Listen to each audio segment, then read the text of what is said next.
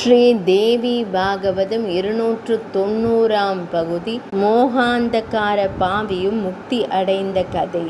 ஆறுமுகனே, மணிகளில் ருத்ராட்ச மணியே மேலானது. தானம் கொடுப்பவர்கள் ருத்ராட்சத்தை தானம் கொடுத்தல் வேண்டும். ஏனென்றால் அதைவிட உயர்ந்த தானம் வேறெதுவும் இல்லை.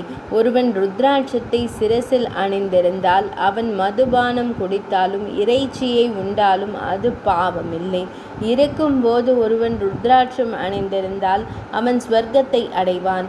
மகனே, விந்தியமலை சாரலில் ஒரு கழுதையின் முதுகின் மீது வியாபாரி ஒருவன் ருத்ராட்சம் நிறைந்த மூட்டையை ஏற்றிவிட்டான். அது அதன் பாரத்தை தாங்க முடியாது விழுந்து இறந்துவிட்டது.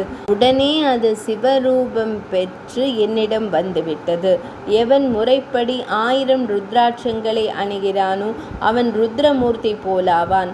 முத்து, பவளம், ஸ்படிகம், வெள்ளி, வைடூரியம், தங்கம் முதலானவற்றோடு ருத்ராட்சத்தை கலந்து அணுகிறானோ அவன் சிவனாகவே பாவிக்கப்படுவான்.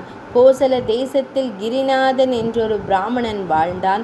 அவனுக்கு குணநிதி என்ற மகன் இருந்தான். அவனது குருவான சுதீஷ்ணன் என்பவருக்கு முக்தாவளி என்ற அழகிய மனைவி இருந்தாள். அவளோடு கிரிநாதன் கூடி குலாவி இன்பம் அனுபவித்தான். பின்னர் குரு அறிந்தால் சாபமிட்டு விடுவார் என்ற பயத்தினால் அவரை கொன்றுவிட்டான். அதனால் எந்தவித பயமும் இன்றி அவன் குரு பத்தினியுடன் இன்பமாக வாழ்ந்து வந்தான். அதை அவனது பெற்றோர் அறிந்தனர். அவர்கள் வந்து கண்டித்த போது அவன் அவர்களையும் கொன்றுவிட்டு குருவின் மனைவியையும் அழைத்து கொண்டு காட்டு வழியாக செல்லும் போது ஒரு ருத்ராட்ச மரத்தின் கீழ் விழுந்து இறந்து விட்டான். அப்போது யம தூதுவர்களும் சிவகணங்களும் அங்கு வந்தனர்.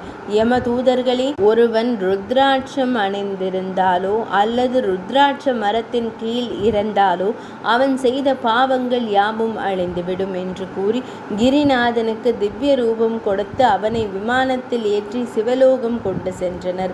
எல்லா பாவங்களையும் அழிக்கவல்ல ருத்ராட்சத்தின் மகிமைகளை கூறினேன் என்றார் சிவபெருமான். இவ்வாறு நாராயணர் நாரத முனிவருக்கு கூறினார். 290ஆம் பகுதி நிறைவடைந்தது.